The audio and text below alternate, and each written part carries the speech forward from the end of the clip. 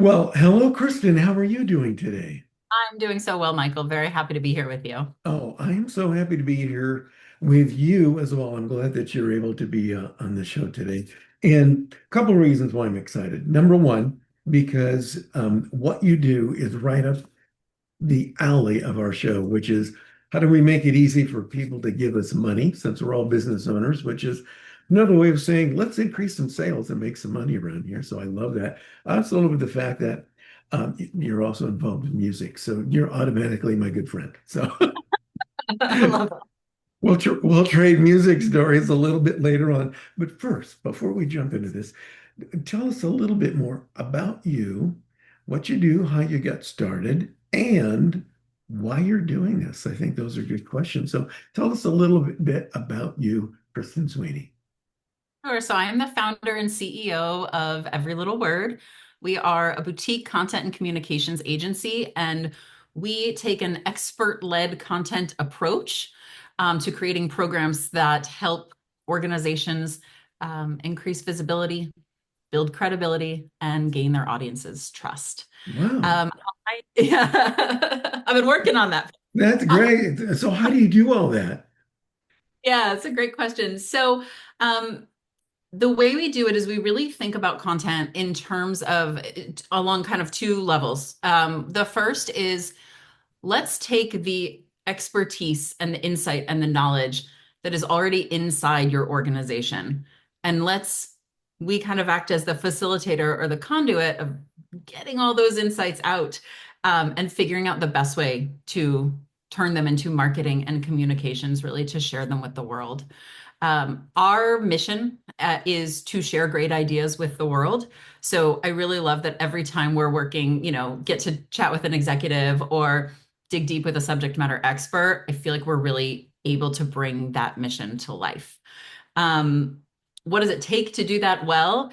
A lot of curiosity. I would say, I'm going to give you the short version, but definitely curiosity. One of our core company values is hungry to learn because no matter how experienced we are in an industry, the point, in fact, is that we're in front of someone who's got something more to share with us. And so Right. we need to be really curious in that way, and really strong systems and processes. The kind of content that we create touches so many different parts of an organization. We're often working well outside of the marketing or communications team. And so we've got to be able to set good expectations, have kind of airtight processes so that all that work we do actually kind of gets over the finish line and Yeah. out. So Kristen, I need to ask you before you how did you get started in this? Because I know that you have a very prolific background in musical theater. So what prompted you to make the switch from musical theater to the delightful and exciting world of content strategy and creation?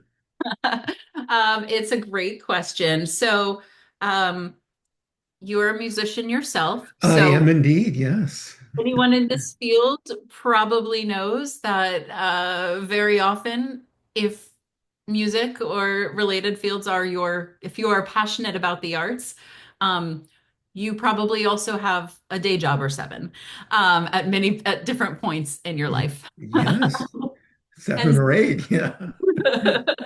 so for me, freelance writing was one of those kind of day jobs. And there came a point in my life where um, honestly my priorities shifted. I had moved from New York to Boston. I had started a family and kind of looked around and I realized like, hey, the pinnacle of what you want to do here in theater, which I loved and still love, is 8 shows a week on Broadway. That's 6 nights a week you're away from home. That's 6 days a week that you're waiting to go to work all day. Yeah, That started to matter to me in a different way.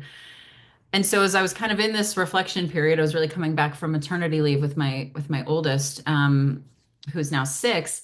I was kind of like looked around at everything I was doing, and I said, "Well, there's this thing over here, writing, freelance writing, that had turned more into marketing over time. I got a lot of self-education, a lot of training that I sought out to understand not just how to write well, but how to communicate well and how to communicate for a particular audience and Yeah. where to put those communications. And basically, the long and short is I looked at it and I said, well, this is the thing that's actually been making me all my money. And I have been paying sort of no attention to growing it. What would happen if I put some focus there?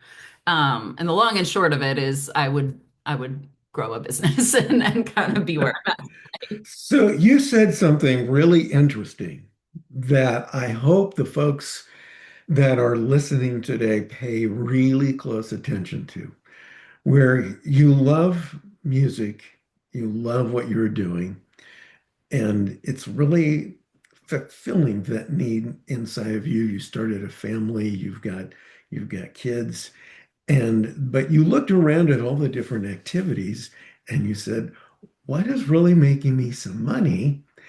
And is there a way that I can perhaps utilize that to maybe incorporate it with my music so I can maybe still do music, but also enjoy my family life as my life continues to grow and evolve and do other things? I think that's important because a lot of people especially in businesses, and I think I've done this myself, and Kristen, maybe you have too.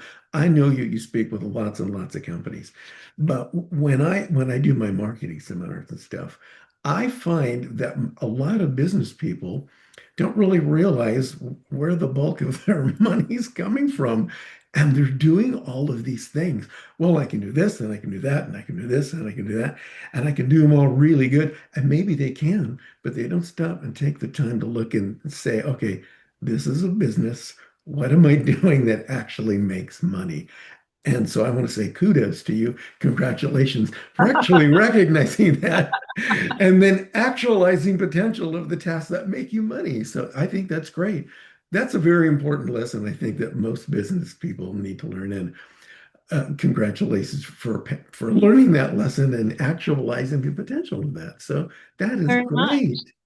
So what Yeah, kind yeah. go I don't ahead. I don't think it could have come at a different point in my life, but I think it is Yeah.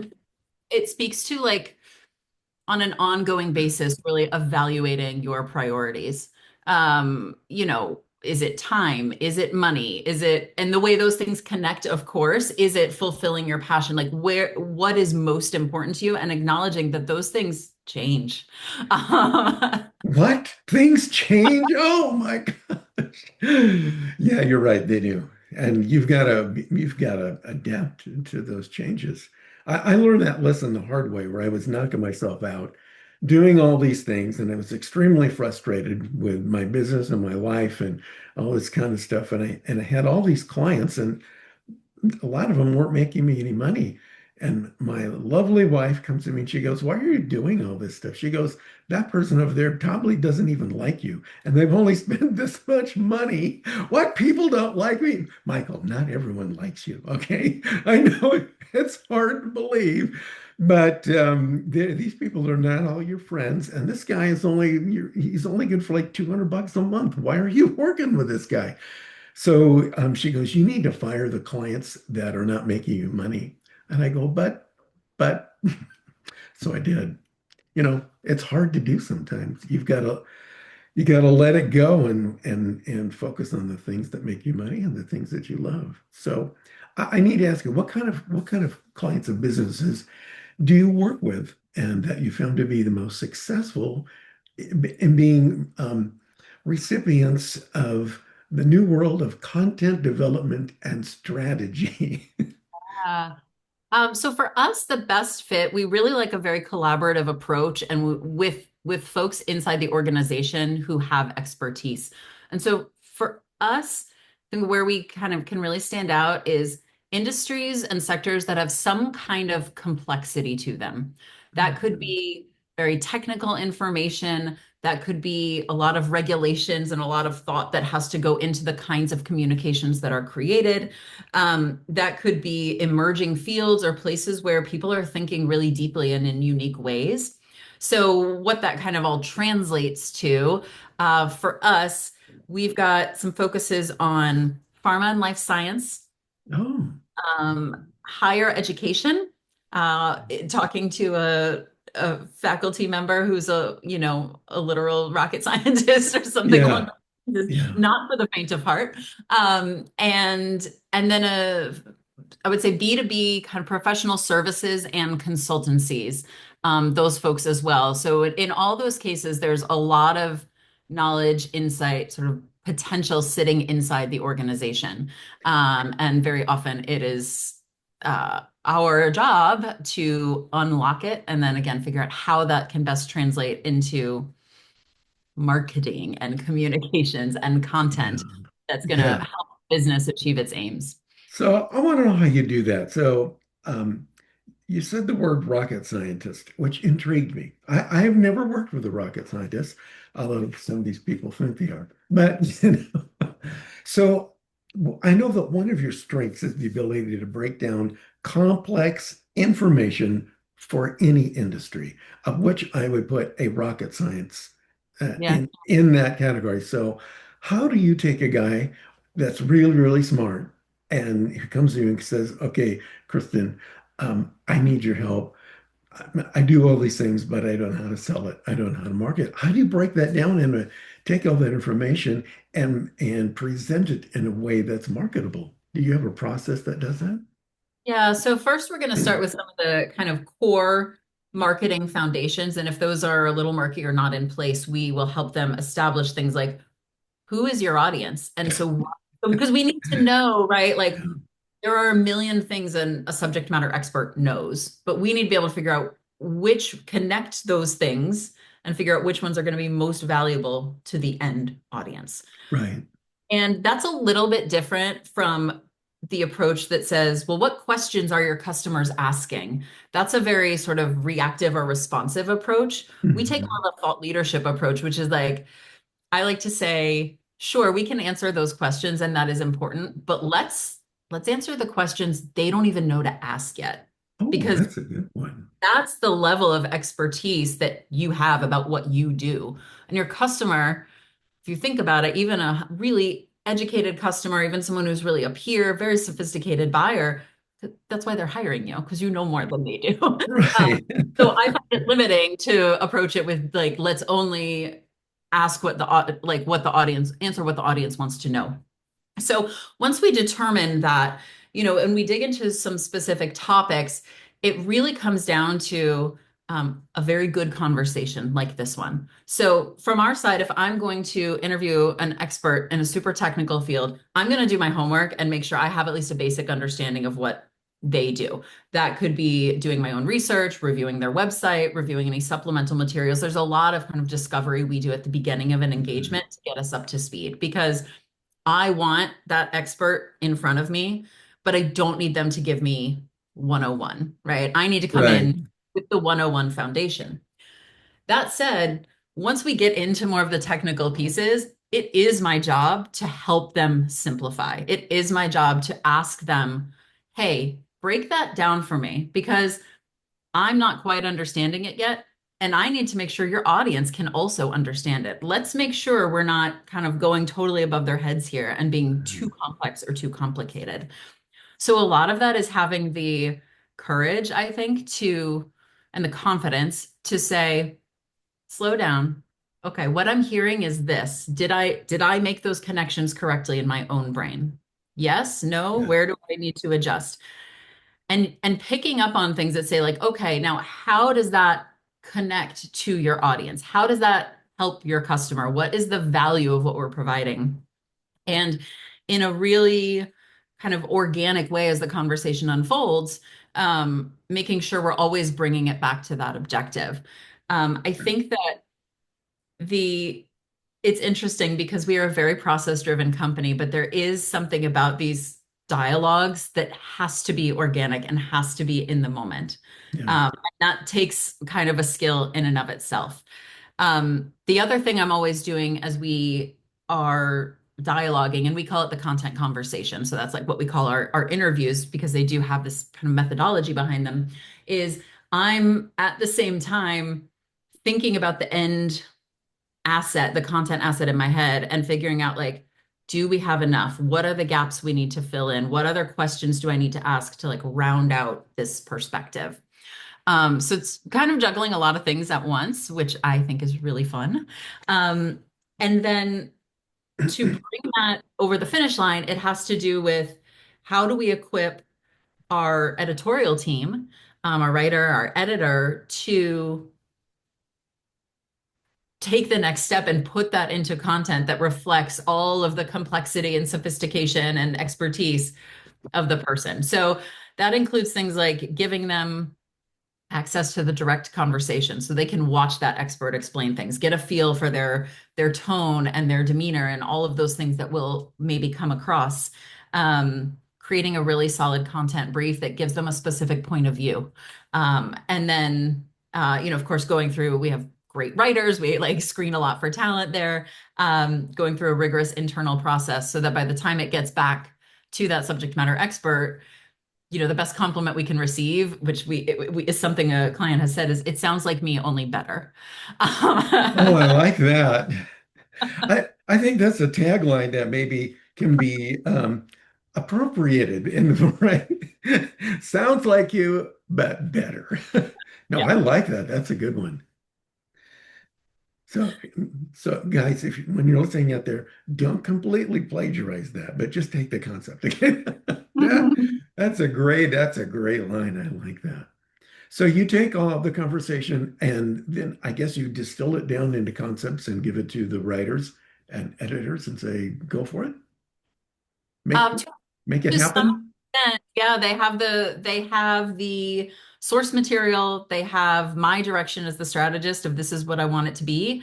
And yeah, then it's their job to use their skills. And then we go back and forth internally for some review. And so I'm kind of the final check QA, we call it Yeah, QA, that phase of making sure that not only is this well written, but that it achieves the client's aims. And yeah. and I'm kind of intermediary.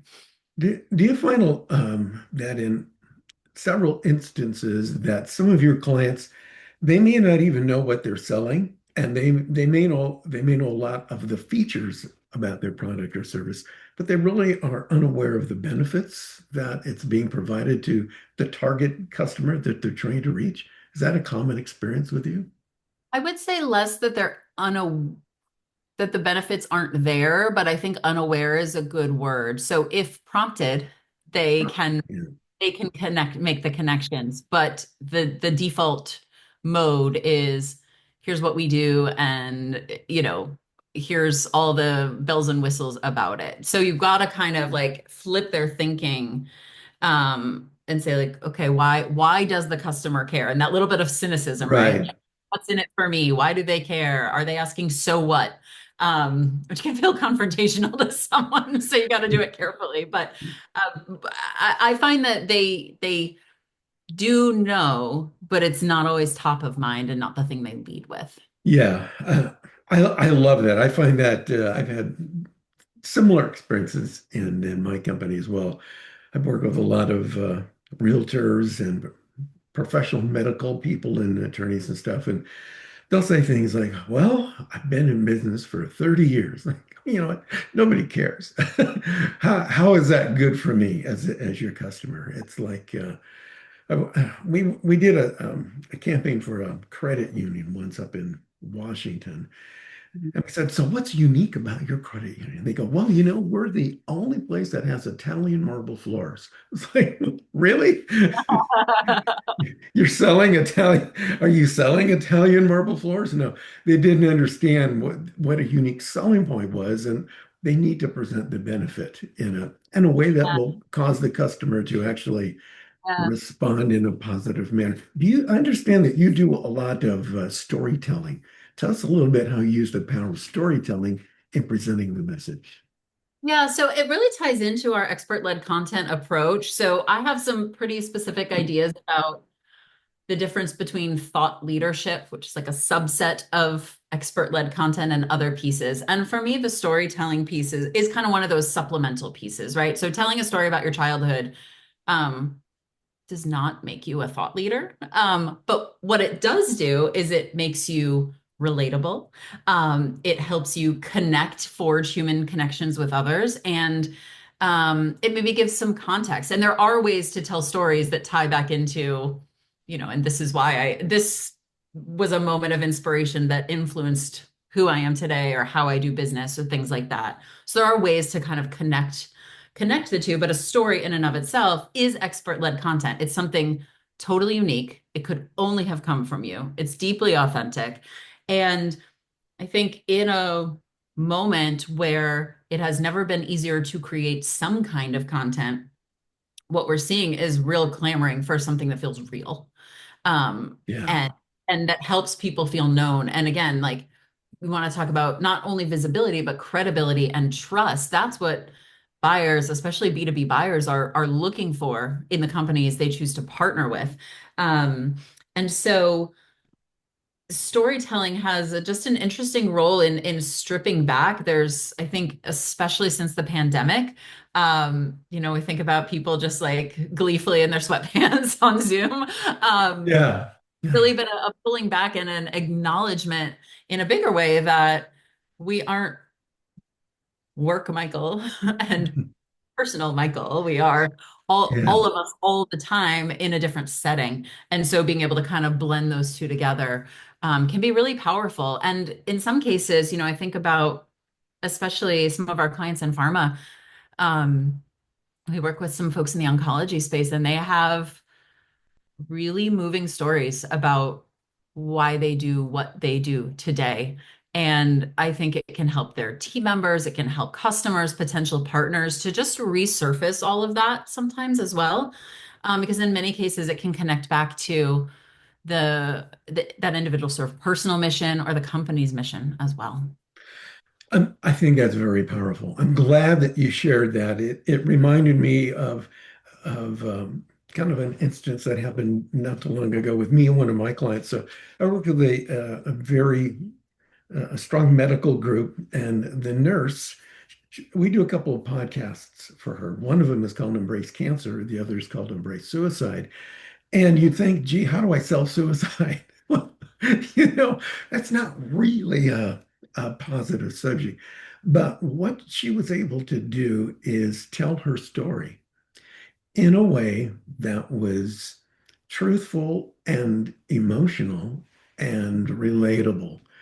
And it was both thought-provoking and tear-provoking as well. So Yeah. I found that the story was an intricate part of her marketing campaign to getting this thing out there. And I really am with you. I understand the storytelling thing. I think that is so great. Makes the whole process relatable and powerful. You mentioned something earlier, and I want to touch on this before we go here. Tell me why thought leadership matters. You talked a little bit about that.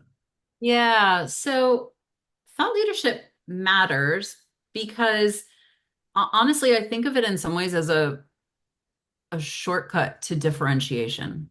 Thought leadership, in many cases, the companies that we work with, the way that those people think inside the business, how they think about their industry, how they think about their competitors, how they think about their business processes, and how they think about being leaders impacts all of the decisions that they make.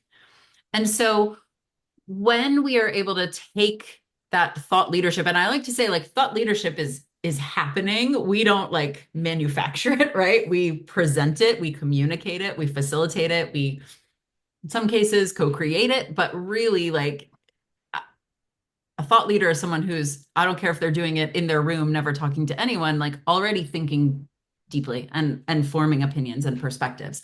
And so Yeah, when you share that, it's already something that is all the things you want to hear in marketing. It's authentic, it's differentiated, it's unique, right? It's already got those pieces. And then when that can tie back to what's happening in the business, the choices the business is making, the services it's offering, the way it delivers on its model, there's a really beautiful kind of um, consistency from what's outside and what you're going to get inside.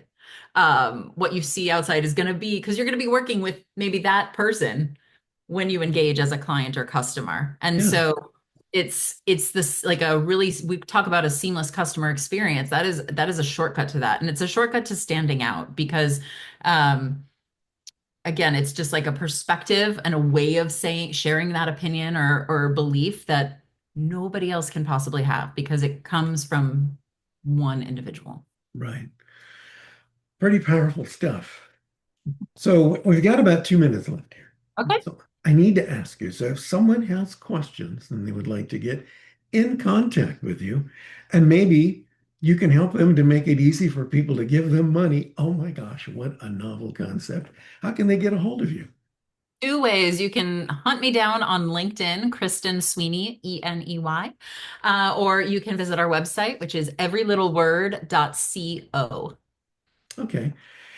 So, any final parting words of wisdom to folks who are looking to grow their business, increase sales, and using content to help do that?